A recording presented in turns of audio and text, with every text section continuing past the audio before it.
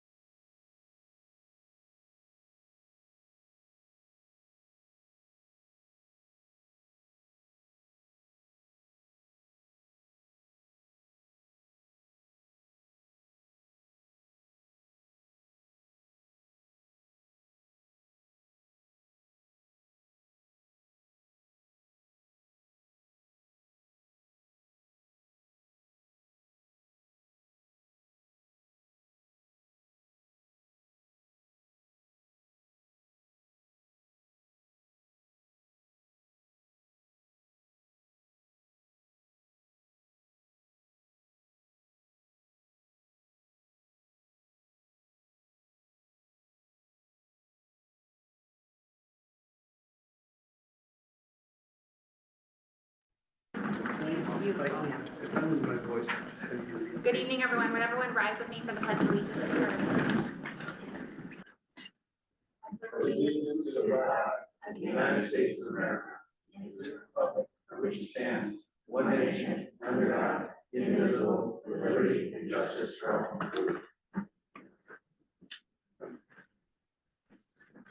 Thank you, everyone, for being here this evening. Our first order of business, roll call. We have our entire council present and all of our staff, all of our people are here this evening. And our first order of business is a public hearing for the Meadow Pond Road Phase 2 acceptance to adopt this as a town road. Someone on? The Zoom is on there. Oh, so I thought it was hearing like chat. Oh, okay. Sorry. No, I just didn't think the Zoom was on. I apologize. Starting over, we'll say, kicking off a public hearing for the Meadow Pond Road Phase 2 acceptance. Tim, I'm gonna ask you to kind of set this one up, because I know this is kind of a trickier situation. So with Meadow Pond Road 2, they had applied for a Meadow Pond 3 road subdivision project. In the process of going through that and looking at other items as far as we've been maintaining that road for like over 15 years. In the discussion, it came up 2 years ago when they were looking at Meadow Pond 3. The background was, it came up that whether or not that was a town road, we researched it. So we went all the way back to 2006 and 7 and found where the town had accepted Meadow Pond 1. And then it moves on to, we find no formal communication other than some emails of the board taking any action all the way up to 2015, where some of the homeowners association talks about the road not having its final coating with pavement and so forth. So then we pick up a trail of emails from Perry Ellsworth to at the time, John St. Pierre, who was town engineer, followed through the plans to get the final coat done to have the road accepted. And that goes into 2016, so we started looking at all the minutes for the council's motions, 2016 forward, never found anything. That being the case, we went back and determined that it was never accepted, never formally done. So that being, then at that point, getting reference from legal counsel to move forward, we asked the owners of the road, which is now Mick Construction, if they wanted to move forward with that. They said they did. So then they filed the proper paperwork and we're here today to get it done. Thank you, over you, Tim. Is there anyone here that would like to speak on, as part of the public hearing for the approval of Meadow Pond Road 2 as a road? You just come up to the podium, state your name and address. Thank you very much. Good evening, everyone. Tony Palazetti. I live at 6 Whitetail Drive over in the Meadow Pond Estates subdivision. Just for proper procedure here, I am a member of the planning board, as you know, but for this discussion and every discussion that has taken place within the planning board, I have recused myself. Being the president of the HOA, you can see where there'd be a conflict. So everything Tim said, dead on. Okay, and we were back and forth about whether or not the road was, accepted by the town, not accepted. Town's been taking care of it, plowing it, salting it. Thank you very much. It was made evident that it had never been accepted. So Tim notified me and said the HOA is going to take over the maintenance of that road, which we have done. Okay, so we have contract in place now for sanding and snow plowing. Recognizing if the road was built to standard, that's a decision that the council will have to make with the input they're going to get from, the town representatives. One thing I would like to bring to your attention is that after that road was built, after its phase 2 plan was approved, there was an amendment to the town's ordinance on road and how roads are classified. You now have a residential road and you have what's called a collector road, a collector street. The distinguishing factor between those two is a collector street is one that is gathering traffic from residences onto a central road for access out to, a larger road. Meadow Pond Road, as it is right now, is a residential road. Okay. If Meadow Pond Road becomes a town road and the Sandville subdivision is fully approved and is built, it could very well become a collector road. Okay, there's 18 homes in Meadow Pond, phase 1 and 2, there's 35 additional homes, so you can see a significant impact. I'm not here to rehash all of that, but the specific issue is, as a collector road, Meadow Pond Road and the current access right-of-way are 50-foot wide right-of-way. The town changed the ordinance. It now requires a 60-foot right-of-way for a collector road. So while you're determining whether or not the town should accept this road, I would ask that you just provide some consideration for accept the road for what purpose? Is it accept the road as a residential road, or is it accept the road as a collector road? And I think you had that conversation, and I'll leave it to the council to make that decision. That's all I had. Can I just ask, Member, what is your stance on this road becoming a town road? We are absolutely, you know, it's tough. It's gonna cost us significant amount of money in our HOA dues to take on that maintenance, and not just the annual snow plowing and salting, but the potential for, you know, complete maintenance of that road, significant financial impact. The neighbors have said, hey, if it were to be a private road and that would keep that new development from accessing through here, we'd be willing to take on the expense. So. Is there anyone else that would like to speak on this topic? Any takers in the room? Anyone on the phone? Okay. Seems like that's all we got. Any counselors, any questions or anything? Right, this public hearing? We're gonna talk about it later. Yeah, it's on the agenda later. Yep. All right, it is 6:38. I'll go ahead and close the public hearing. This is an agenda topic later on. Thank you, everyone. We'll move into our normal council business. First, approval of the minutes from our meeting on January 14th. Does anyone have any edits to the minutes from our last meeting? Just one copy editing, the assessing was actually listed twice. I know it's an important department, but, Under the manager's report? yes. Got it.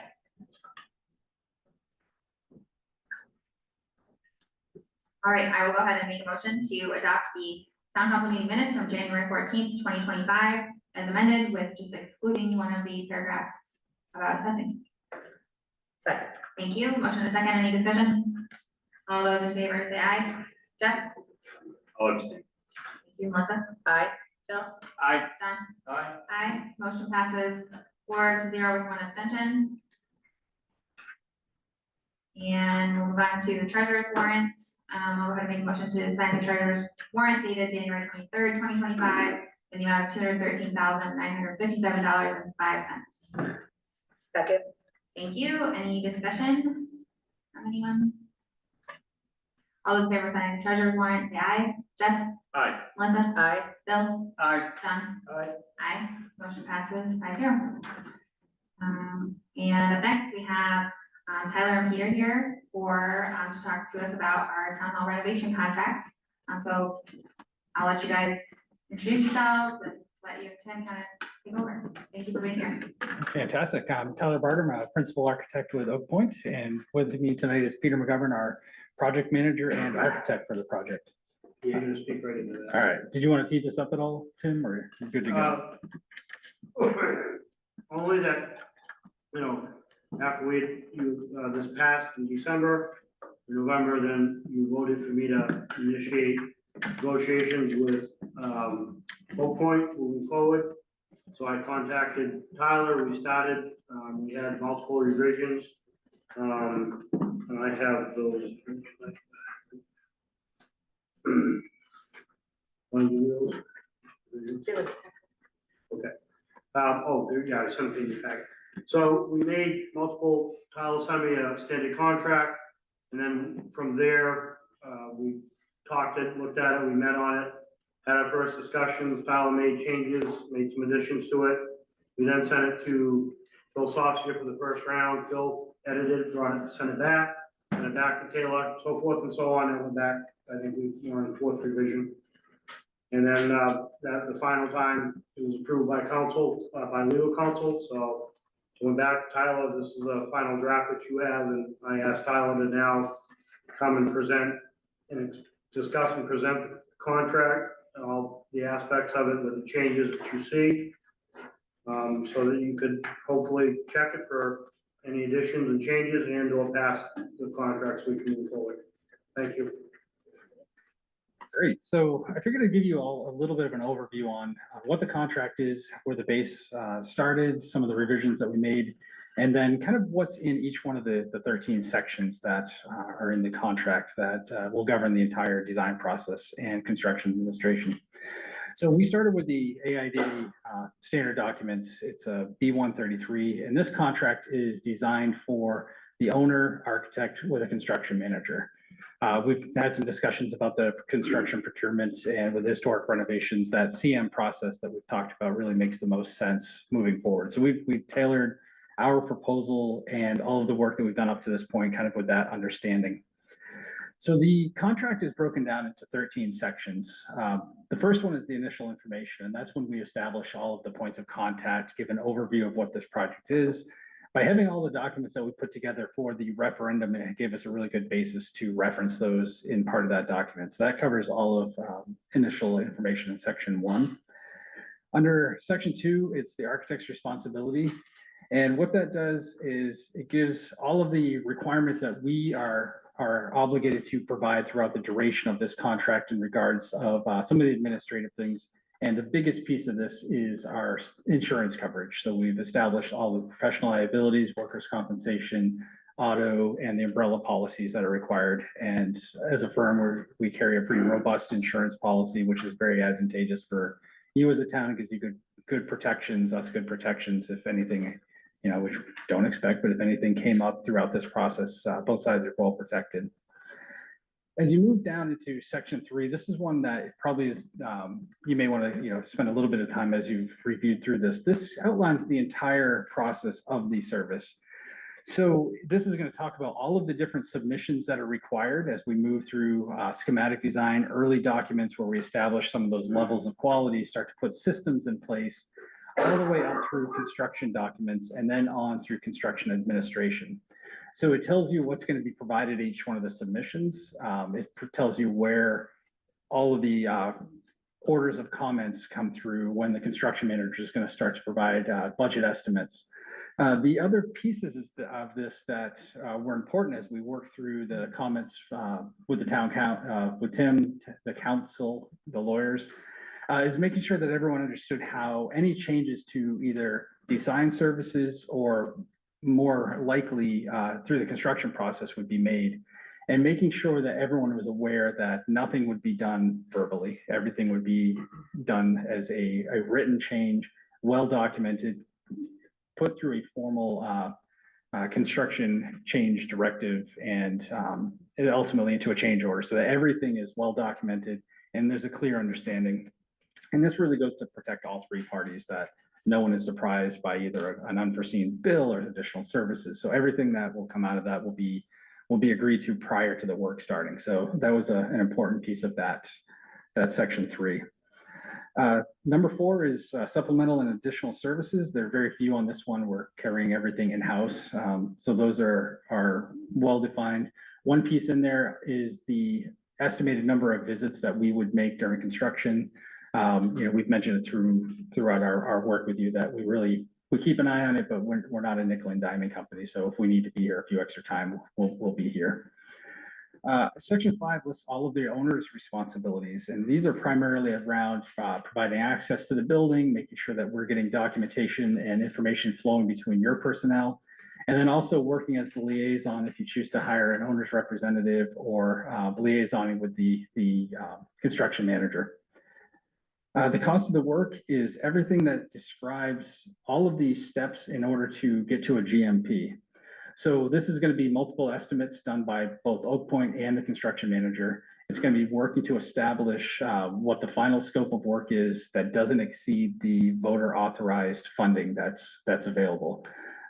Ultimately with the CM, where we're going to end up is what they call a GMP, or a guaranteed maximum price. And this outlines all of the procedures that go into place in establishing what that is, reviewing with you, and ultimately getting to a point where the town council can award a contract. As we move through this, there's a lot of additional things, some subtleties in there. There's copyrights and licenses about how the documents are used. This primarily is, protecting copyrights that, we're going to be able to use photos of the building. You're going to be able to use photos of the work. There's some protections in there about, using documents to go off on another thing, another project. This is going to be a one-off, so it really doesn't pertain a lot to this. Section 8 is the claims and disputes section. So this has all of the procedures that if something comes up that we aren't able to agree on, which I can't think in my 22 years at Oak Point where we had to go down this route, but in the case that there's something that either there's a major problem that the two parties can't agree to, there are well-defined steps in here on how to move through that dispute resolution. It starts with a non-binding mediation and ultimately a binding arbitration. So there's procedures in place for both of those. And that ties directly back to how our insurance starts to step in when there's something that's significant on a project. Termination or suspension are the steps that either party could take to terminate this agreement. This could be for things such as non-payment. The town decides to go in a different direction. There's an unforeseen event that happens here in the town hall. That's another section that we don't expect to have anything come up with, but good protections either way. Miscellaneous provisions addresses kind of all the random things that pop up in a project that aren't necessarily covered elsewhere. So that's going to be how each side covers proprietary or confidential information. There may be some things that pop up either through security assessments, emergency procedures, things that we're going to both need to understand, but not disseminate out to other parties. Section 11 is compensation, and this works out and breaks down all of the fees that are associated with getting this project through the design, permitting, and construction phase of the project. You'll see in there that they're broken down by each of the major milestones that were covered back in the architect's scope of services in section 3. So we've got major submissions at schematic design, design development, construction documents, and then we move through procurement, getting it bid, and out to construction admin. The other piece that's in this section is our standard rates. So if there is an additional service that comes up and we need to negotiate a change to our agreement, those rates will be in effect throughout the duration of this contract. Section 12, special terms, there were no provisions, so that section was stricken.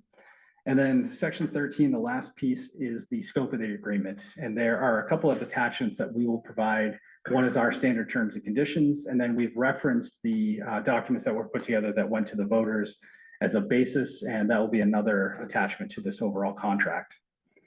The last second document that Tim provided in your package is what's called an additions and deletions report. And that is essentially a marked up version of all of the edits that were made to the base contract. So you're going to see our comments, the lawyer's comments, comments that came from Tim and staff. And it's a good way to document any changes. That way we can look back if there's something that was either characterized incorrectly, or we need to have something to kind of look back at what the base was and why we made changes. We have that as a tracking document. And that is the overall of the contract, but happy to take questions. Thank you, Tyler. Does anybody have any immediate questions? Tyler or Tim? Anybody?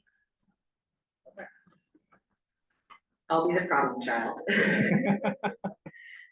Quick question. Yes. Is the construction manager's cost included in the construction cost estimate, or is that separate? It is in the construction line of the budget that we have put together. So we factored in that this would be a CM project when we put together that total construction line.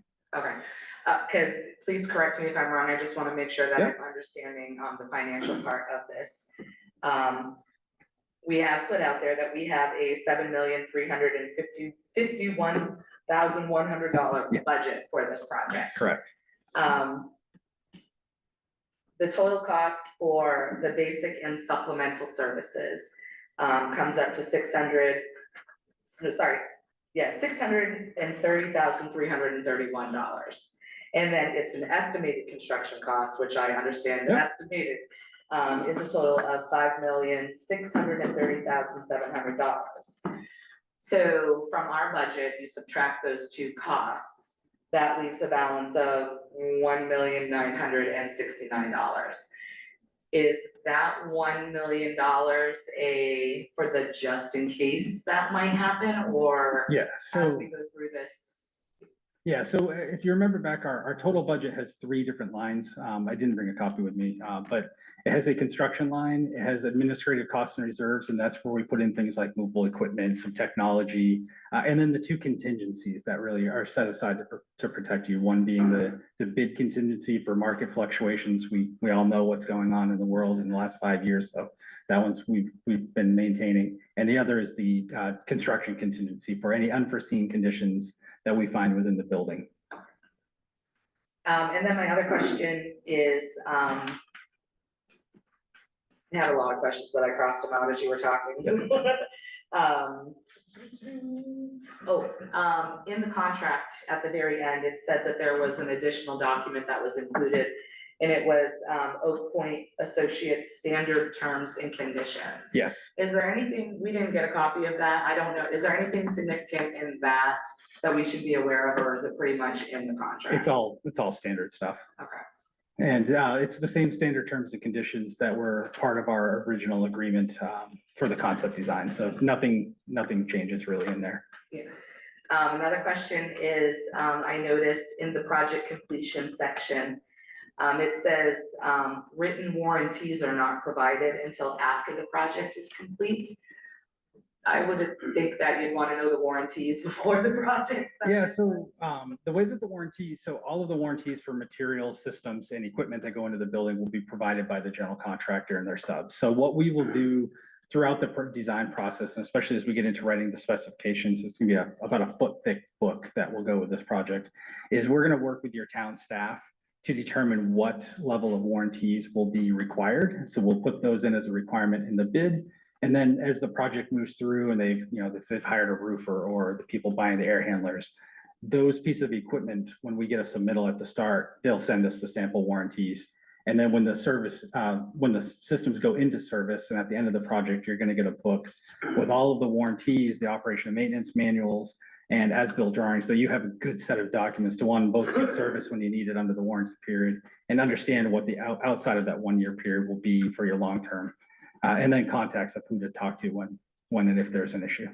Okay, and my final question, in regards to the supplemental. Yep. And additional, you gave us there's a chart in there that kind of lists everything and whose responsibility it is. There was also a price attached to that, and it was like $56,000 or something. If we sign this contract, is that saying that we want all of those supplemental additions, or can we still, like, say, just for example, like I noticed that landscape services was listed as a supplemental, or landscape design rather. Which are you looking at? 4.1. 4.1. Yeah, sorry. Just gonna-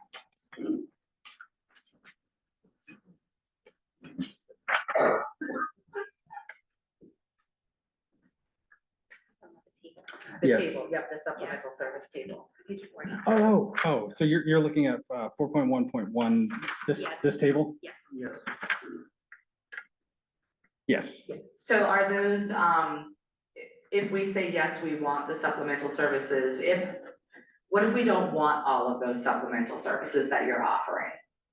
So like I said, for example, furniture, furnishings, and equipment design, like we had discussed that our furniture might not have to be replaced, or are we gonna necessarily need a furniture design, or 4.1.1.10 landscape design, where we're doing a downtown revitalization is now that, like, let's get the building set for, worry about the landscape later. Like, is that a service that we might not necessarily need it at this time? Yeah, potentially. So some of these, we've built this list out based on what was in the package that went to the voter. So if say we take out some amount of this thing, we can negotiate out the value of pieces. And most of that supplemental in the 56,000 is listed in 4.1.2.1. And those are things that are mostly going to be required through that work. And that's energy modeling. We know there's gonna be some additional renderings. We've got applications through Efficiency Maine, hydrant flow tests for the sprinkler design, and some reimbursables. Thank you. Anyone else have any other questions for Tyler? I don't have any questions either. I appreciate everyone's time going through this in such fine tooth comb detail, and I'm looking forward to getting the sign and moving things forward. Tim, is there anything else you want to add? Yeah, so just a follow-up statement for Councilor Costello on the furniture, furnishings and equipment design. We did when you were referencing that point, when we were talking about when we did the project design, yes, all of our desk furnitures have been replaced for ergonomic purposes, so those will come with us. But that furniture is in there for old file cabinets that we have that we dragged from schools from years ago, that are not fireproof or not balance proof, and some conference tables that we dragged along that need to be replaced. So that stuff, the reason that was put in there was not for our desk and our chairs, but was for these tables, but is for just other furniture that is stuff that hasn't been replaced yet and will need to be. That's what it is. So just to clarify. Sure. All right, I think we're all set. Thank you both for coming. Looking forward to working with you all more. So Peter should have a follow-up. Yeah, do you want to, Peter came to talk a little bit about the next steps. Oh, I'm sorry. Going forward. Yes, please do. Please come talk to us Peter's about gonna next. follow No, up no, sorry. for the second part of it, Please the come next up step in here. the process. Thank you, Tim. Good evening, nice to see you all again. I am Peter McGovern, architect with Oak Point Associates. You're gonna talk right to that, Mike, Peter. You Yeah. can bring it down a little bit. So it's there you go. Okay, Peter McGovern, architect with Oak Point Associates. So I guess the next step is if we get this contract signed, we at Oak Point, I'll come back and with our design team, get the ball rolling. Tyler mentioned a couple things, an owner's rep and a construction manager. Those aren't part of Oak Points. The construction manager is sort of the GC guru who will be working with us. He is responsible for the construction of the project. He will work with us to make sure our design fits within the budget. It could be constructible, and he works it from that point of view. The owner's rep is someone who is the liaison between the city, the construction manager, and the architect. He's someone, because Tim and Jennifer can't be there all the time at every meeting and looking at all the documents, and might not have the industry expertise to understand them. That is someone who works for the city's benefit and helps you out to make sure what your goals are met financially, programming, for the program and stuff. As far as scheduling and what submissions, I believe we had the 3 submissions in there. I don't know the exact terminology because I didn't read the contract, but typically it's a 50% contract submission, which is a concept design, it's design development. It's taking what we gave you for the study and making, adding some more meat to it and bones and getting some dimensions and stuff like that, just to make sure we are on the right path. The next submission would be a 95%, so almost done, but we've got a lot of the details in there, and the construction manager is understanding what materials are going in, and yes, that could be built, and that's a proper way to do it. And oh no, let's not do red because green is a lot cheaper. Those kind of things. And so then once everyone is good with that, the owner's rep understands it's meeting what you guys need, then we move on to the final stamped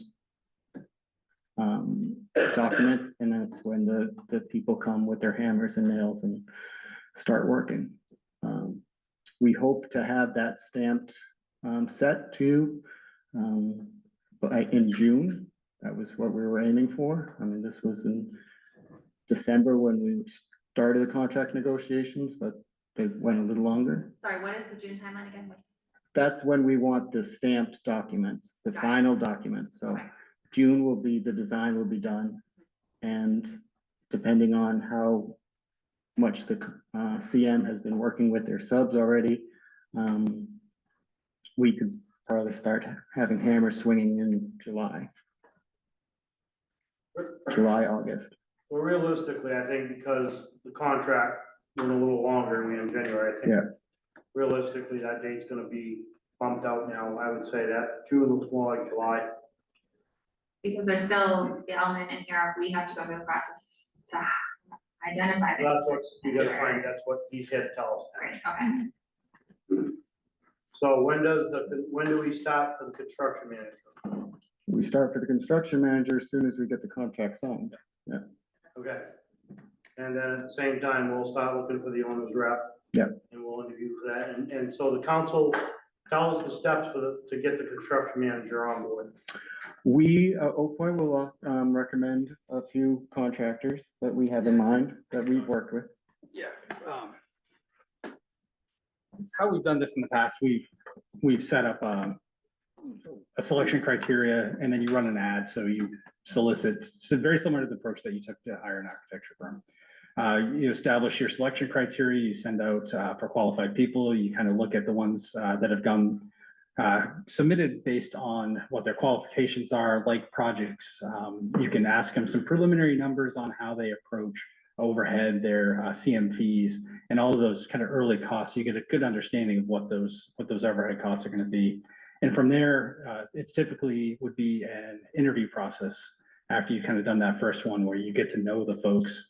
It's very much something that you're going to want to make sure you're comfortable with these people, because they're going to be the same, we're going to want to bring them into the team and work collaboratively and have a really good relationship with whoever you select. Some of those pieces, usually you might be a member or two of your council, staff, you can determine who's there. Occasionally the architect is invited to the interviews as a non-voting member or voting member, depending on the sophistication, and possibly your owner's rep if you have them on board as well. I have a question. So, that was the piece I was just gonna come back and ask you about too. Under owner's responsibilities, I don't know if you guys can do me, under owner's responsibilities, section 5-2, it says the owner shall retain the construction manager. Yep. As you're explaining, now, I don't do anything with construction, so, as you're explaining it to me, you're saying you, do you mean us, or do you mean you as a? The collective as the town. Okay. So, the contractual obligations, the way it'll work is the town will have contract with us, the owner's rep and the CM. So you're gonna be the one contracting authority between the three different parties. And then through all of our agreements, we're gonna collaboratively work together for the best benefit of the project. So what I'm hearing is that your group has selected people that you've worked with in the past that might be good candidates, and then you will, They're gonna probably make Interview. recommendations. Yeah. Some recommendations. What we'll do is we'll help you put together the criteria, understand, some of the things that you're gonna want to talk to contractors about. We can help you get the ads placed and get some of that pre-qualification package together. And then we can talk to you about how the council and the town management wants to proceed with that process. You can take the whole thing and run with it and just let us know who you picked. Excuse me, Councilman Minnigan, in the end, as he said, Tyler said, so there's this contract with them, then there'll be a contract with the construction manager. So in order, you're the only ones who can approve contracts. So then you'll have to essentially pick and hire the owner's rep and the construction manager, and that's that's the piece I want clear to me and clear to the public. Those contracts are not over and above what is in this contract, or is it? no, three separate contracts. This is a contract for the architect. Yeah. We'll have an individual contract for the construction manager and to do the contract itself. And we'll have a contract for the owner's rep. So we're hiring, basically doing three pieces. This is the thread that ties those other two contracts together. It keeps it all together because they designed the project, construction manager builds it, the owner's rep. The owner's rep is our representative to keep us informed. But all the contracts, the only ones who can award town contracts are town council. So all of them will come before you. We'll do the same process as we did for the RFQ for this. You'll do the same setup. We'll have interviews. You'll pick and choose who you want, and then you'll hire them. And then I will, through that, I manage that process for those people. And then as Tyler said, you can pick how many people you want to be involved in that, day-to-day or the committee stuff. But the purpose of the owner's rep will be back here every council meeting with an update for you folks. That's why I can't be the owner's rep, she can't be the owner's rep, we don't have time. So the owner's reps, they won't have a lot to do in the very beginning, but once the project is boots on the ground, they'll be here almost every day, making sure that we're connecting, things, change work orders, things getting done, is this the right piece, does that match the specs, blah, blah, blah. So 3 contracts. This is the first piece, their contract, the architectural one holds all the planning and design and holds it all together. And then the 2 pieces that make it work is the owner's rep and the construction manager, correct? Yep. And the costs for both of those contracts are within our overall budget. It's not- yeah, 7.3 million. great. And you'll help us with the selection criteria for the GM, well, for the construction manager, correct? Yeah, we have some outlines that we can give you that will be a really good basis, and then you can add your flavor and the things that are really important to you. Collective view. I think Bill has some questions too. Yeah, I have a question. So let's say we sign the contract tonight and then you would hopefully start working on the design. At what point, like, how much time do we have or we need to have the construction manager in place to kind of collaborate with you? I know probably initially you don't really need them for the early part of the design, but once we get, I think at least past the concept design and into the sort of the 95%, we would need. Probably at that second submission, that's really when there's enough detail in the documents for them to do an honest assessment of both the systems and the materials with trade partners, so. Yeah, and that makes sense. Maybe- Do you have an estimate for how long 50% submission would take and then 95 after that? Yeah, probably 3-4 months to get to. Yeah. Yeah, within the first 3 or 4 months. You have a little bit of time to get a CM on board. So, if we start, I'm thinking, because we gotta get through budget, so as soon as we clear up, sometime in mid-March, I'm hoping we get done the budget stuff. We start with the construction manager stuff and get going. And at the same time, I wanna run concurrently the owner's rep, because I would like to have them come together at the same time, so one's not starting later, so that they're both starting together. Councilor James, you think that's a good idea, that they run concurrent? I would, Okay. I mean, you do a lot of this stuff at the yeah, end. like I said, I would just time where we wanna be, where we wanna get to, I'd run concurrently. Yes, Yeah, it seems reasonable. I mean, Yeah, I mean, the initial design work is gonna be a lot of kind of the non-glamorous things. We're gonna have we've done a lot of field work in this building, but we're gonna have our teams back here really doing the deep dive into all of the pieces and the systems and how things are going. We're gonna start in on that scope confirmation. We wanna make sure that we have all of these pieces in line. And that's gonna take some time, so. And that earlier design work can happen in parallel with us recruiting for the construction manager. Oh, absolutely, Great, yes. okay. Yep. And I'll turn it back to Peter. well, I'm done, but it's. Oh, no, you're not. But it's also good, that second submission should have enough meat in it that the CM can really know what the price he can get the job for at that time as well. Gives him a good skeleton and meat and bones to estimate his price. So, look forward to working with you. Last chance, any other questions? You might not get to this point yet, but is there an estimate on like the duration of the period of performance for the actual construction? Like once we sign that agreement, 270 days or? I believe we estimate about 12 to 18 months, because it's sort of a phased project too.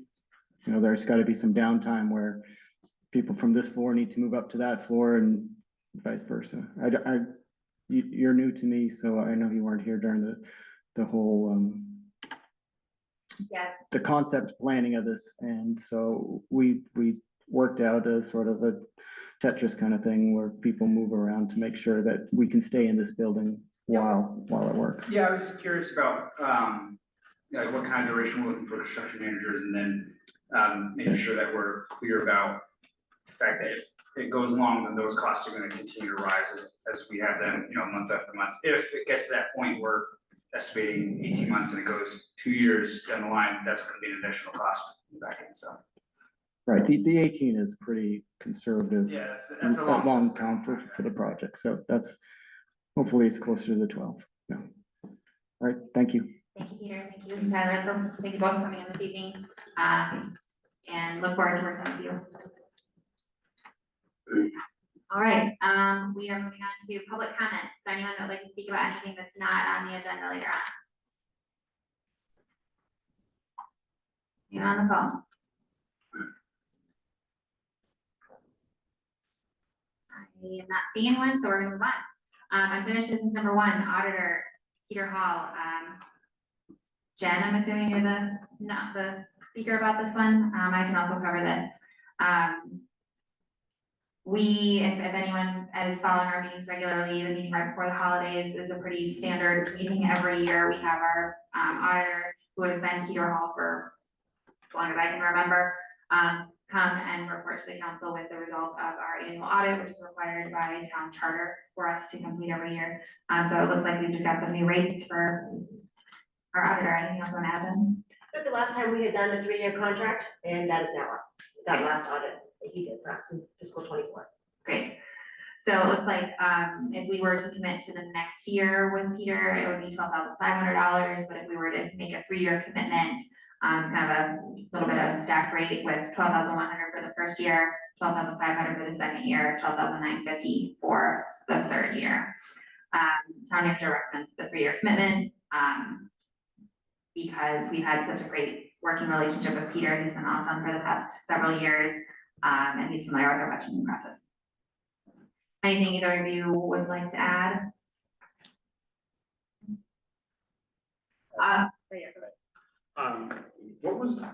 What were the 3 years pricing for that we just got through?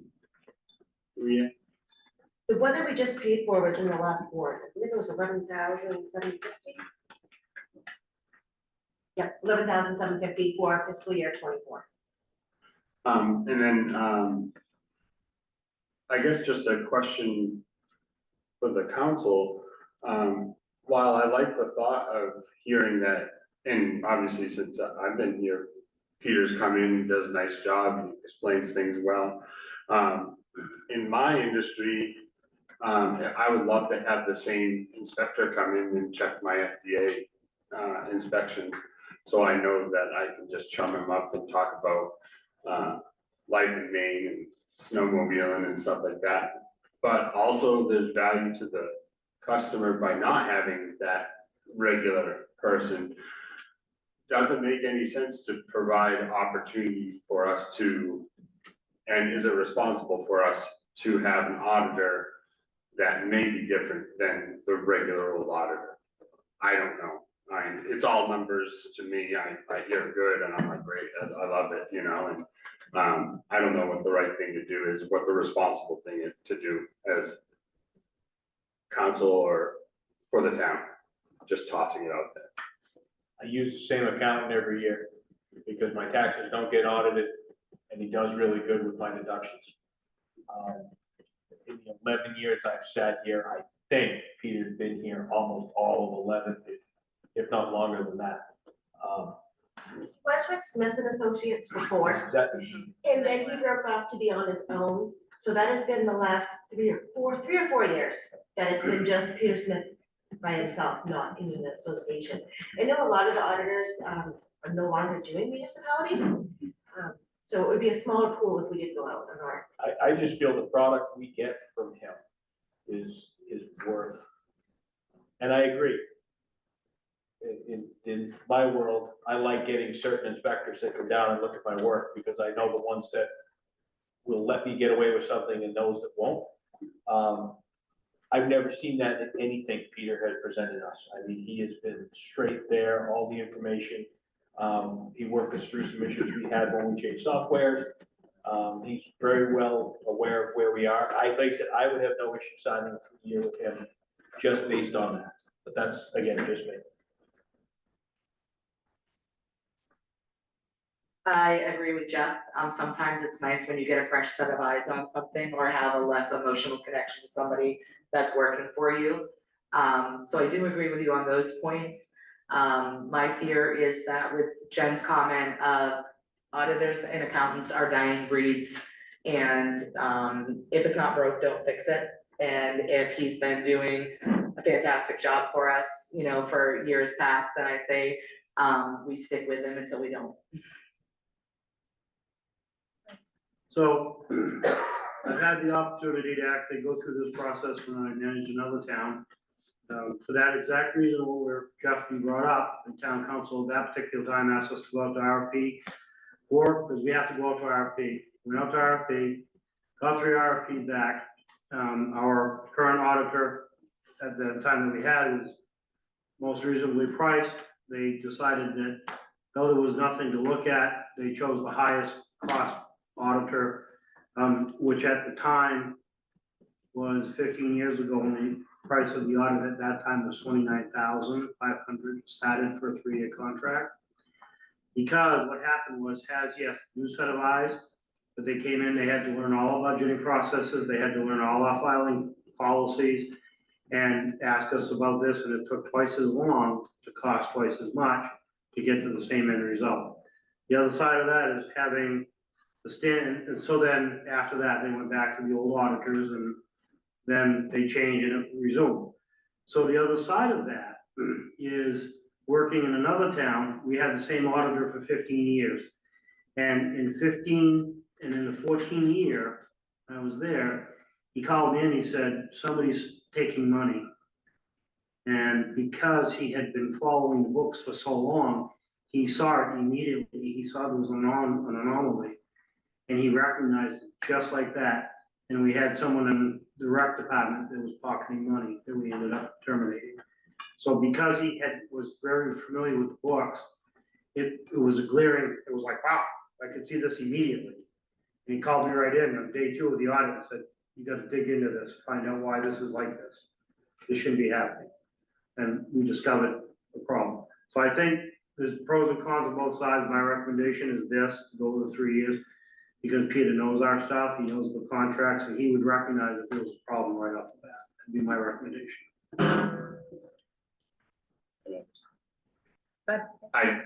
I appreciate that, and I appreciate the input, and I'm good with it too. I think that this type of conversation is fruitful and valuable to the public, to know that we're not just yet good old Peter. So, I appreciate the conversation. Absolutely. All right, I'm gonna go ahead and make a motion, to, enter into a 3-year commitment with Peter Hall, for our annual audit for fiscal years 25, 26, and 27, in the amount of $12,100, $12,500, and $12,950, for each year respectively. That's it. Can I get a second? Second. Thank you. Anything else I need to capture in the motion? All those in favor of the motion say aye. Jeff? Aye. Melissa? Aye. Phil? Aye. John? Aye. Aye. Motion passes 5-0. Thank you everybody for this discussion. Jeff, thanks for the fruitful conversation. All right, moving on to number 2, discussion, and action on the town hall contract, as we just heard from Tyler and Peter. I think for this, we just need an action to go ahead and move forward with the contract. Any discussion, any further discussion anyone wants to have, any other questions we've got? I just wanted to add, I appreciated the cross out, that second document of seeing the changes after the fact. You know, in my work, I just get the final contract and I don't know all the work that happened before. It brings some clarity, so I appreciate having that. Yeah. So if the motion is to approve the contract, go forward, can you include in the motion the authorization to have me sign it as representative? Yes. Thank you. Any other councilors, any other questions or discussion before we go ahead and move forward? Or is everyone ready and comfortable to vote on this this evening? Okay.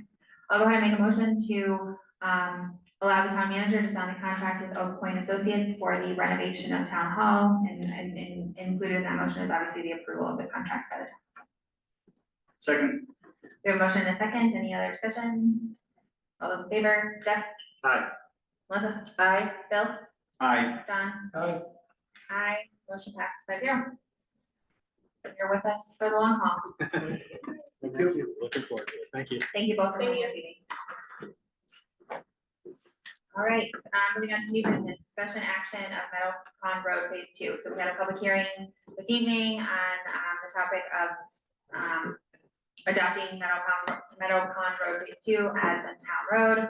And we need to decide where we're at with this.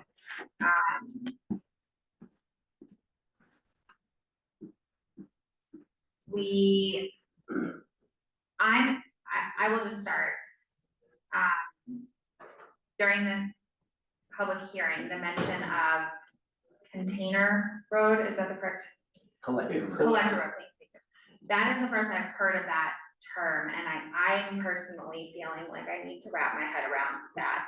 So if you look in the ordinance, you have a collector street, which is any street which serves primarily to feed the arterial roads, which collects traffic from local residential streets or circulation and access, pretty much basically what's stated. We go down to 6 in M in that, and it says the classification of a proposed street shall be made by the planning board. If such a street is part of an application for a subdivision requiring planning board approval. This determination may be made by the planning board prior to the formal application after submission of all information which may be required for that purpose. So if we decide to go with that route, we do not have the authorization to make that tonight. Madam Chair, that's what I was gonna, Yeah, please do. that you don't have the authority, it's the planning board's authority. Your only authority is to accept it as a town road or not. That's it. We can't make a designation. We can accept it as a town road and then it can go Correct. the next path. But yeah, it's a planning board's decision based on the ordinance, it's not town council. Town council is only to accept the road as a town road. Okay. Any other questions or anything? I have something right in my head. If you have something to say, Yeah, mine is a little bit of a thinking out loud. So the town council has we have the authority to make this a town road. Then this container.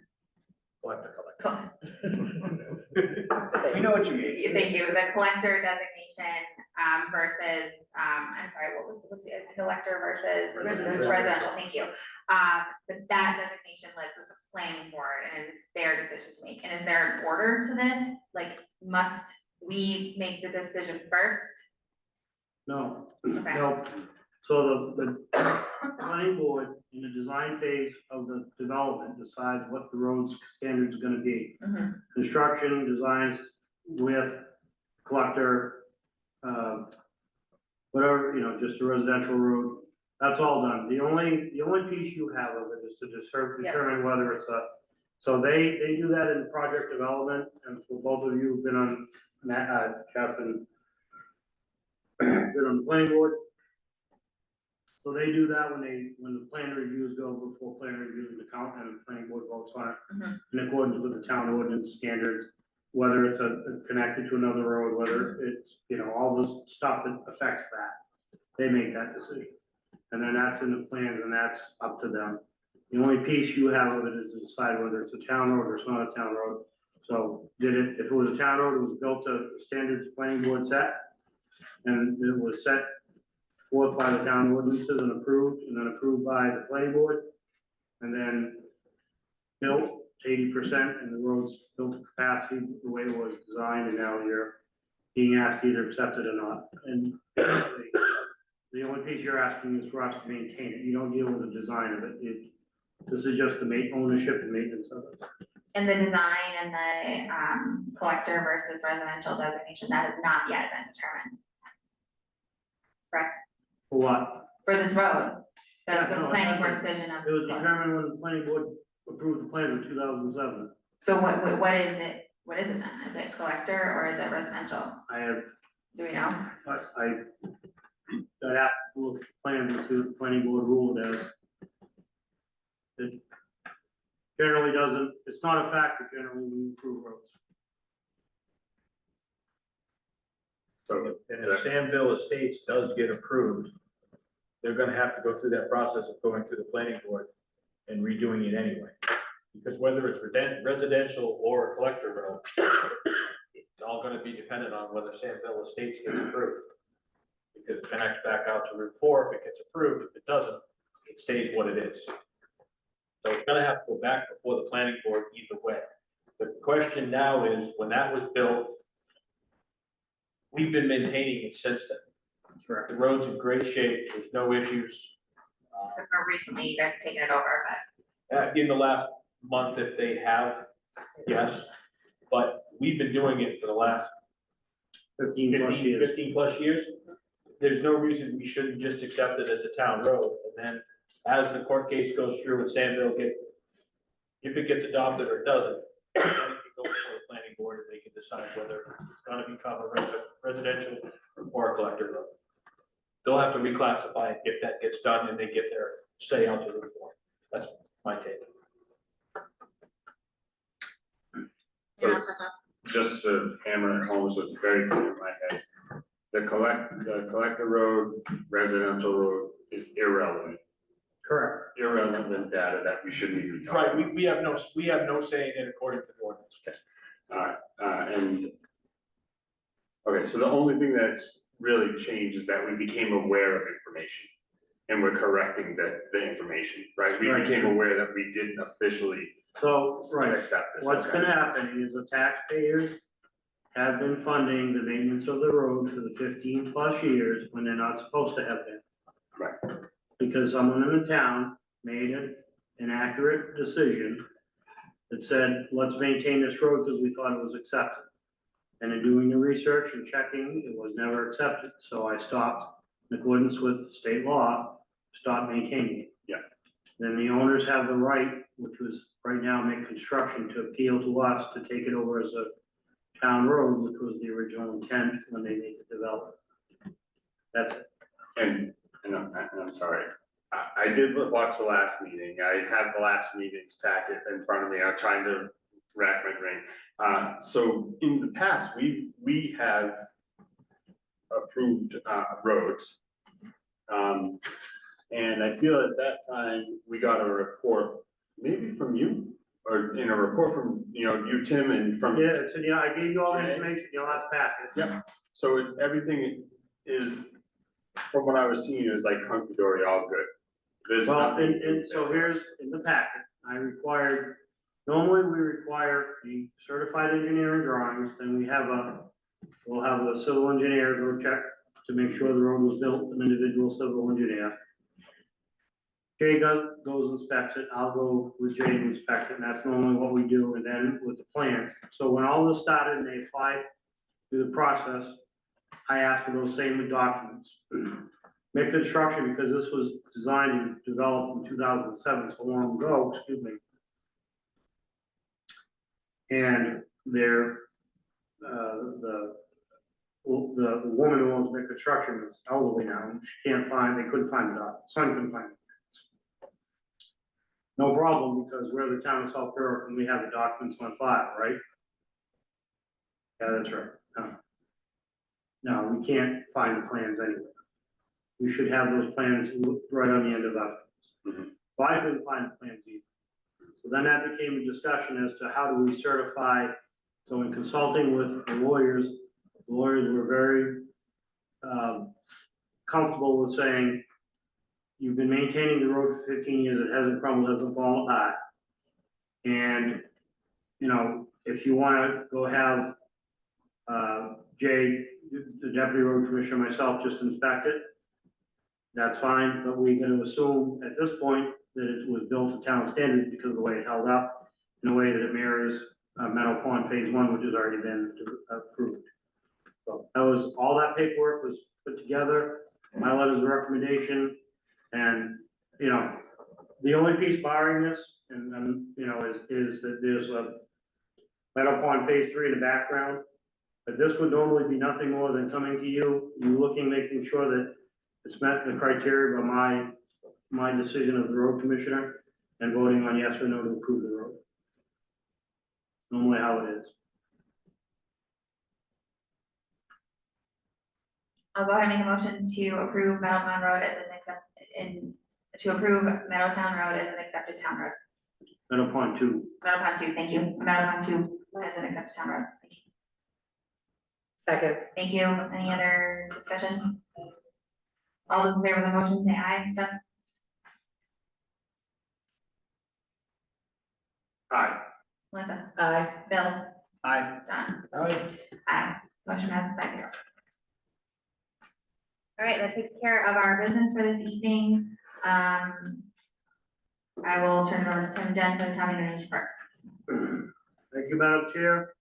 Highway, we used 858 tons of salt so far.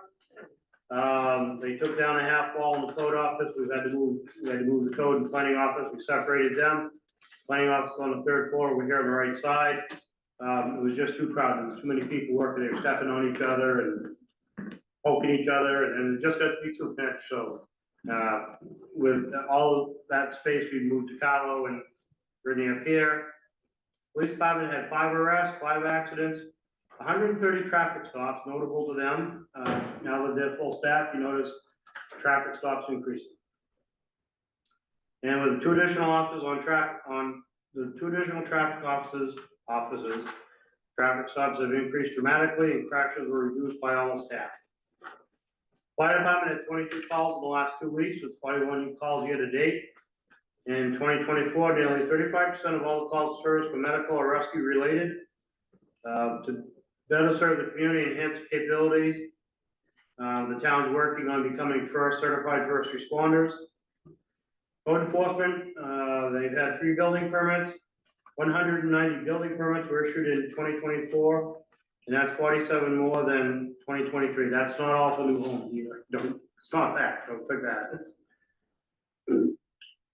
2 plumbing permits been issued, 18 inspections, 3 violations, and working on E911 addressing, as in the last 3 or 4 months, we've had several times where fire and police and ambulance can't find addresses because they're not marked, they're not right. So we started to go through and update the whole town as we do that. Planning economic development, planning board there's 1 planning board application in front of the planning board. The planning board is currently gathering estimates for an impact fee study, parking, wayfinding study, and the cost of decorative downtown lighting. I'm sorry, that's planning, not planning board. The streetlight project, meeting with Maine Department of Transportation in February to discuss this project. Transfer station, due to the upcoming changes in tipping and transportation handling, we're gonna have in the yard setup process, I'm gonna be setting up some meetings with first, it'll be coming to the council, we'll be talking about changes here. I'll have you vote and approve them with those changes. Once we have those done, get all those finalized, which I hope to have by March at the latest. Once we get the final changes, we'll start holding public hearings, public informational meetings to show exactly what we're gonna be doing and how we're changing transfer station. So one of the things that we've looked at recently is the cost factor, as we started to look at hauling fees and tipping fees, is the cost factor of both of those. And we've come to determine we thought it was gonna be a little more expensive for single store recycling. Turns out it's not. Turns out that the cost we're paying to individually haul aluminum cans, then individually haul paper, then individually haul glass, and individually haul plastic, and individually haul cardboard. For us to make it all single store recycling, put it into one big compact and haul it, it's gonna be a cost savings, because it's gonna be a lot less haul. Right now, we're way up on our hauls, because we're hauling individual containers. So it'll all be put into one, sent to EcoMaine, and it'll be sorted there, so. In doing so, we're gonna have to look at the travel pattern in there, because the problem is now the way it works. So the people gonna have to come in, and the MSW, which is we put the blue bags, there's not a lot of use up there of that space is not gonna be the primary, it's gonna be now the recycling containers. Because people are gonna be able to come around, drop their bags, then they're gonna wanna get down to, because we're gonna have the plastic, glass, aluminum cans, all that stuff on one side, one bin, one compactor, and the cardboard paper on the other, so it's all right together. So you'll just have to take all your stuff down there, so it's not gonna make any sense, back up top, to walk all the way down there and do your stuff, so we gotta change the drive pattern. We'll all do this first by making sure that, once I get everything to you, we agree to that policy change. We're gonna look at the hours. One of the issues that's come up is we're one of the few transfer stations that run 12-hour days. And frankly, at the age that we have, the transfer station people that apply for those jobs, it's really hard to fill those jobs, 12-hour days, long days for those people. Most transfer stations around us do 8-hour days, and I think it's gonna come to reality, we're gonna have to do 8-hour days. The good thing is, we'll be able to, we're gonna talk about implementing another day during the week, so that town residents don't come, the busy times of the weekend, it'll be easier, I think, for the people who stay at home. And we've talked to some of the residents and the people, and they said, if you can give us another weekday during the week, it'd be better. Because Wednesday is very, very busy. A lot of people come, a lot of the regular citizens who work from home, come to the transfer station on Wednesday, because they don't want to deal with Saturday and Sunday stuff. So we're gonna give them we'll get the schedule, same amount of hours for billing and budget, but potentially another day, a fourth day, shortening the hours and go to a fourth day during the week, like Monday or something. So that's the changes, some of the changes that are coming forward, but before we do anything, I'll provide a new presentation and get your input on that. Tim, question. You gave us a teaser alert a couple of council meetings ago that we might have somebody for hauling. Have you pursued any more of that? Like, Yeah, are we doing on that? That'll be coming to you shortly as well. I've been working on that for the last week and a half, finalizing that hauling contract and crunching the numbers. And, well, I think today we did the final proposal about 3:30, I think we're there. So I think it'll work perfectly fine. And though, so the rates went up, some of the rates went up 100%. Yeah. But I think because of the consolidation of how we're doing it, there's gonna be less hauls, so I still think even though the rates are going up, which everybody's rates are going up, even though the rates are going up, we're not far off from where we are right now. So we'll be saving by doing single source recycling. We gotta get there. We're one of the few transfer stations that's not doing it. So I know, some people in the public, certainly it's gonna upset, people hate change, gonna upset some people. But we have to do it for financial reasons, organizational reasons, and contract reasons. But yes, we are, the contracts, I'm hoping to have that ready for you. I'm hoping to have it next meeting. And I'm hoping February to have both, I got EcoBane's contract, and it's wind trash. And so they came through, and the other companies that I talked, Casella was just a lot higher than wind, so even though wind went up on there, wind is very competitive to everybody around us. And they were very pleasant to deal with, and I wanna thank Billy and Money, because little did I know that's where we sold it from, was wind. And they were able to get us in contact with the right people and do us some arms, and even today, this afternoon at 2:00, myself and Jen were on the phone negotiating with them. And I think we've got the final contract back, it looks pretty good. We ran hard numbers, and I think it's a 5-year contract, I think it's as good as it can get. And certainly a lot cheaper than what we're proposing. So I think, with all the changes, I can tell you that and I don't know if there will be any changes, but minimal increases here at the transfer station.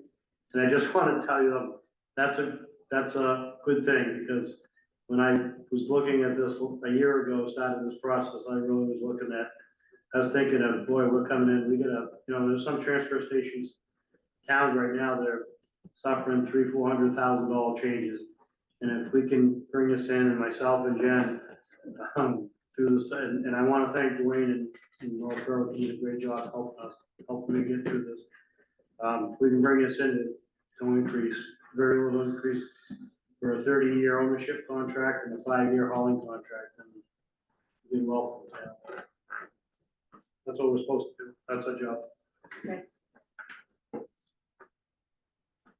All right, at the library, they have been hosting a writers group showcase. In the first event, they had 11 participants, and at the second event, they had 8. And this coming Wednesday, they're having an open mic night for anyone that might want to participate. On February 13th, at the library at 5 o'clock, Greg Cox will be speaking on artificial intelligence, the way life should be, making AI mean wiser, not just smarter. Recreation is still selling discounted tickets for the UNH hockey game that's happening on February 7th, if anyone's interested. Last Wednesday was the first opening day for the public at Powder House. They had 50 tickets sold on the first night.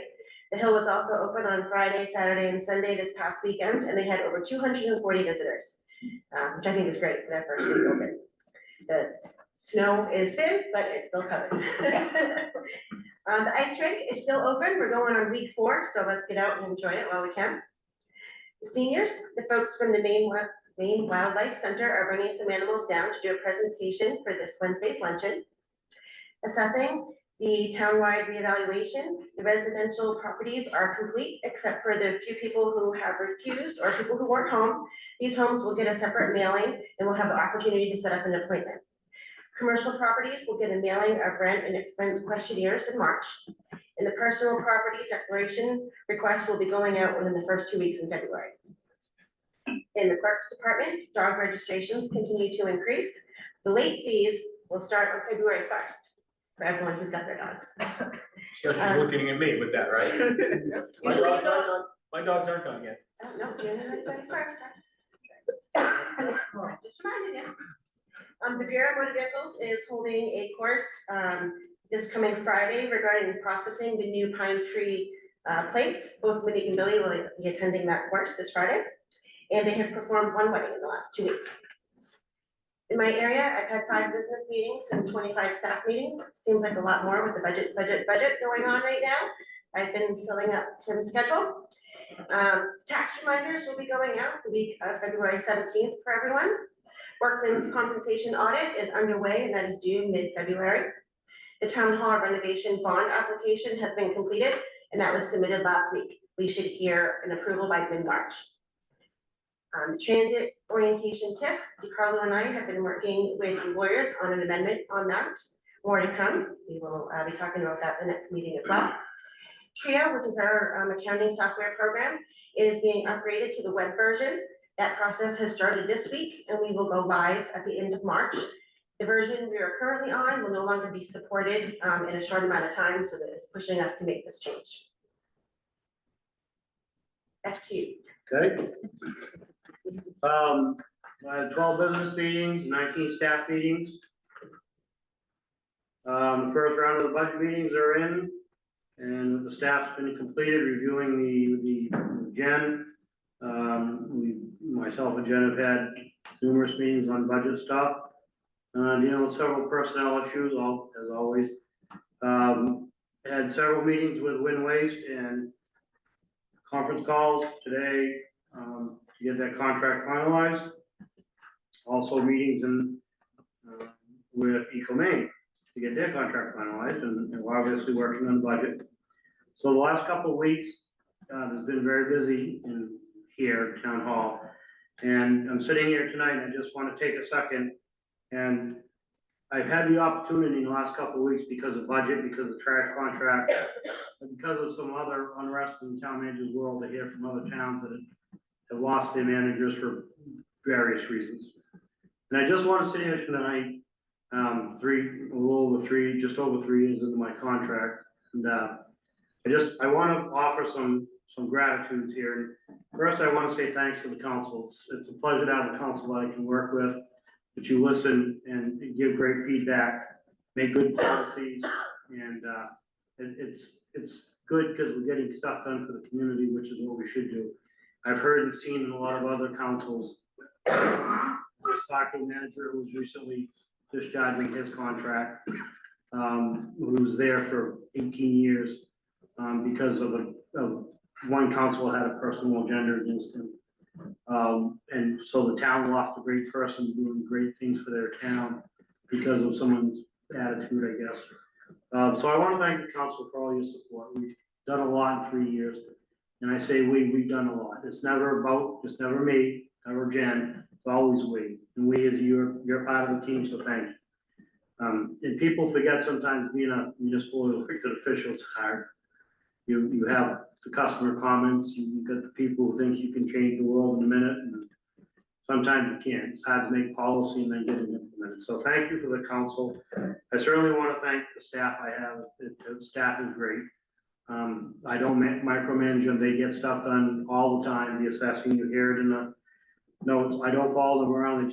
They do their jobs and they do it well. And that makes all the wheels on the bus go round and round and allows us to do things like get the town hall renovation project moving forward, the downtown revitalization project moving forward. So thanks to the staff, and certainly the planning board helps. They do a great job, I think. And last but not least, I want to thank Monique and Billy for stepping up and covering for Diane.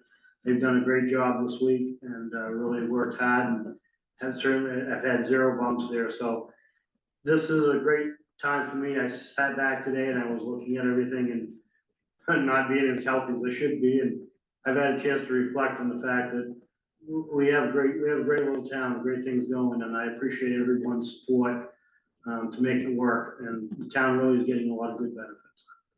So thank you. That's my report. Thank you, Tim. All right, council member comments. Start with Bill. I just wanted to thank Tim and all the town staff. There's a lot of balls in the air, a lot of contracts being negotiated. Just commend you and your staff for keeping track of all that and getting stuff pushed across the finish line. And especially with all the different stuff going on, definitely moving in a good direction. I appreciate you and everybody. Thank you. Jen stole the thunder with dog licenses. I'm gonna try after visiting the vet tomorrow to go online and do it that way. If not, Just come in. I'm gonna come back to our town offices. I had a great experience there today. Apparently those two, Billy and Monique, are killing it because there was absolutely no line today at 3 o'clock. I walked in, I was out of here in under 5 minutes. It was well. My transaction was done in under 5 minutes. I stayed a little bit longer. But thank you. You guys are killing it down there, and it shows, and it's enjoyable to come in. So thank you both for that. Thank you. I'm good. Jeff? I just wanted to say, last week we had our workshop with DeCarlo, and I thought that went really, really well. Appreciated. Well, I got a lot out of it. I felt like the group that was there got a lot out of it, and DeCarlo was really a really big help with trying, keeping our crazy talk. It was so fruitful a conversation. We were all over the place, but I think that we got a lot of good stuff done and helped kind of keep us on track with stuff. So I think it's really a great thing there too. And I had something else, but I forgot what that was. So thank you. Tim, you mentioned that the clerk's department had been processing parking tickets. Are those predominantly snow violations? Do you know? Yeah. Okay. Well, yeah, I've only seen one that I'm so excited about. They jumped up, they're like, someone actually paid a parking ticket. But yeah, it's usually related to snow band overnight parking. Okay, so with that being said, just a reminder, there is a little blurb coming in tonight, and our police department is not messing around with parking in town, so just know that we do have on-street parking bans through March 31st, I believe. On a fun note, I received a letter in the mail, which I was tickled about because nobody writes letters anymore. It's emails, text, whatever. And it was actually from a young man, a high school student, and he was very passionate about us rethinking with the downtown revitalization and with everything that we have going on in town, about the Vine Street Bridge. And I would, with the council's permission, if not on next week's agenda, when we have a light agenda, if we could maybe reopen the discussion of maybe the Conservation Commission was charging that last time and it kind of went to the wayside and fell apart, I believe, or was there an actual? Wood bridge. There was the Bridge Bridge Brigade, Brigade, it had nothing to do with conservation, it was a private group. Under the What you- Sobel Central. But yeah, it was started with Sobo Central, then it went to a private group. They were raising funds, they had a whole model made, the bridge model was absolutely beautiful that they had made, but unfortunately, because the dam is owned privately, the state took down the bridge, the state took down the pylons. The cost was astronomical to try to do something. So we could definitely, I can reach out to those people from the Bridge Brigade. Yeah, I still have that contact. I was actually going to a couple of those meetings for the council. yeah, But we So- can, yeah. yeah, just I'll maybe get you- have I'll get another you the information. conversation about maybe where we can. I'll get the letter to you guys, let you read it, and put it in supporting documents and just have a conversation about it, that'd be great, Fantastic. I'll get you that contact. perfect, that's it.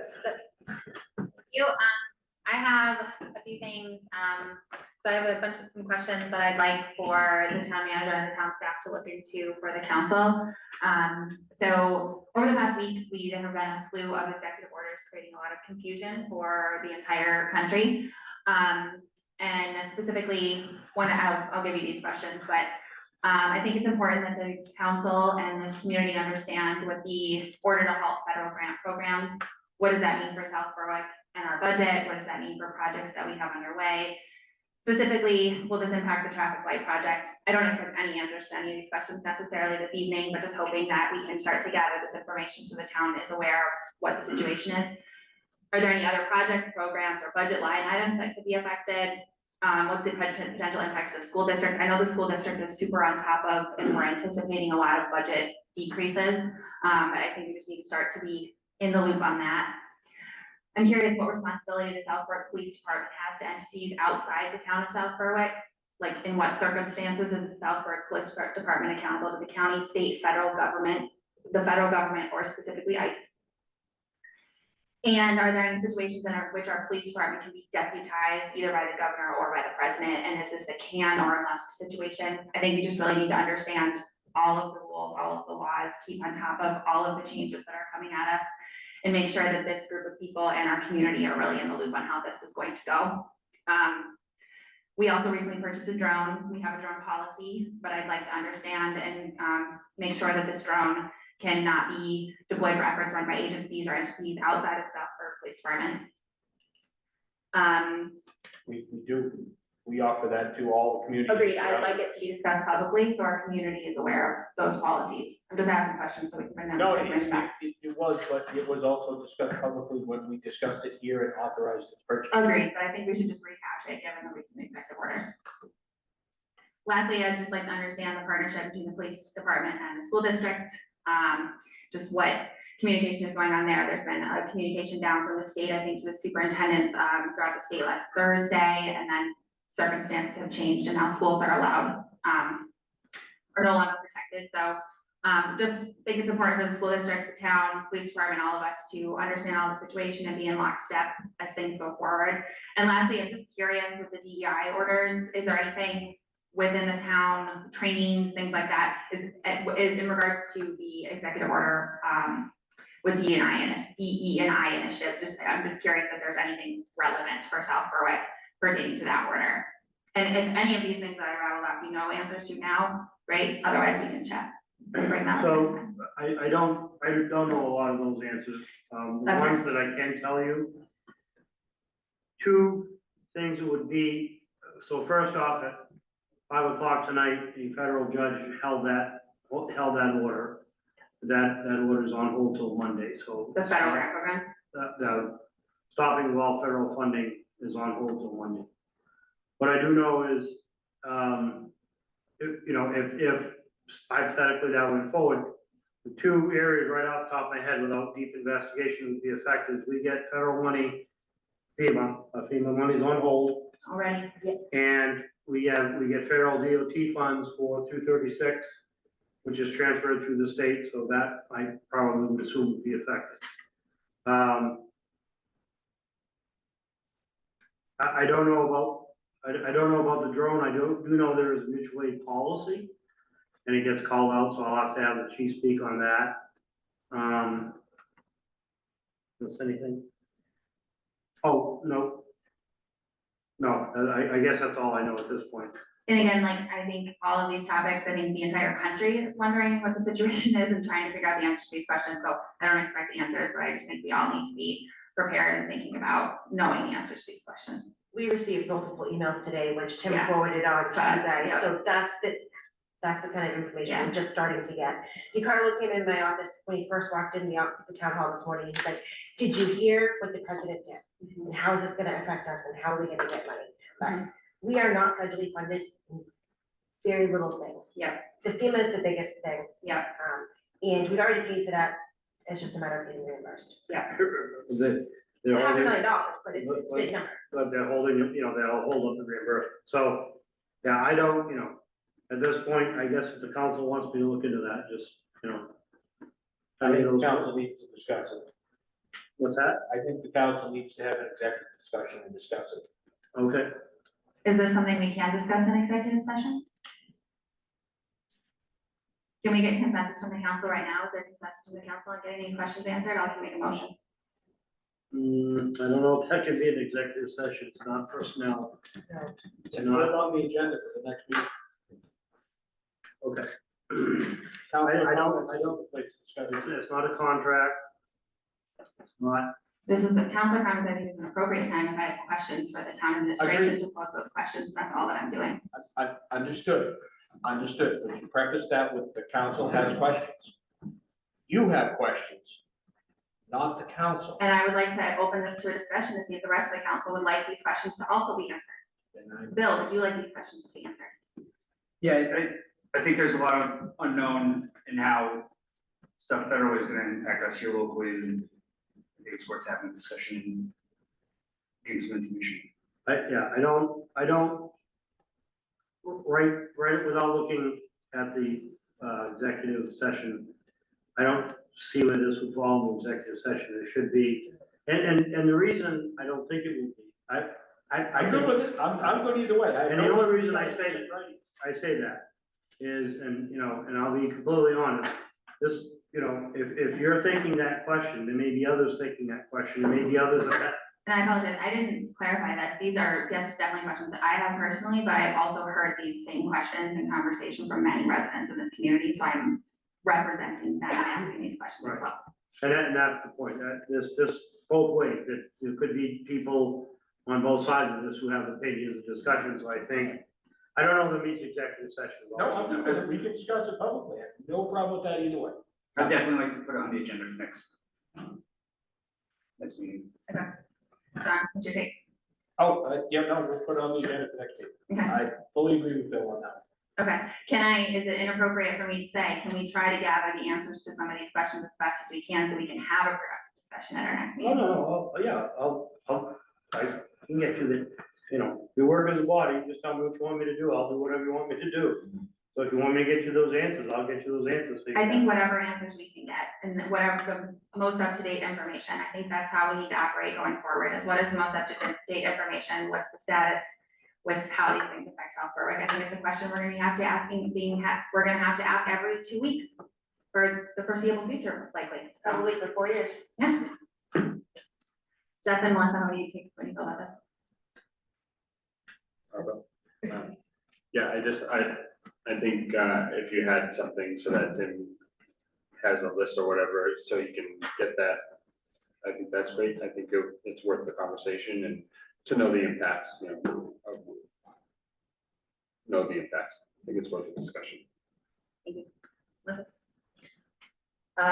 Yeah, a discussion is in order. My only concern is, like you said, it's only gonna be information that's available, because as soon as we get that email from the MMA, 20 minutes later, there was a press conference and they nullified the information with where they said, You know, our email said we're looking at getting rid of SNAP and WIC programs, but then in the press conference, they say that welfare funding will not be affected. So to have a discussion this soon where there's so many things that are still up in the air, I'm all for it, but we just need to know it's gonna be an ongoing discussion. Absolutely. Okay, sounds like we have consensus. We'll put this on the agenda for next time. I'll give you guys these questions, anything we can gather between now and then, great. And I'm sure we'll probably have more questions at the next meeting. That's all that I have. Any other? Oh, I'm gonna go ahead and make a motion for us to go into executive session. This is not listed on the agenda, but the council can call an executive session anytime. So I'll make a motion to go into executive session subject to 405-6A personnel. The council's just discussing the town manager's annual performance review. All right. Make a second. Second. Thank you. All those in favor, say aye. Jeff? Aye. Melissa? Aye. Bill? Aye. John? Aye. Aye. Motion passes 5-0. Thank you, everyone, for coming out this evening. Monique, I'll get you the information we put out. You've got something for us to sign before we go to executive session, so you don't have to stay later? Yes, yes. Thank you.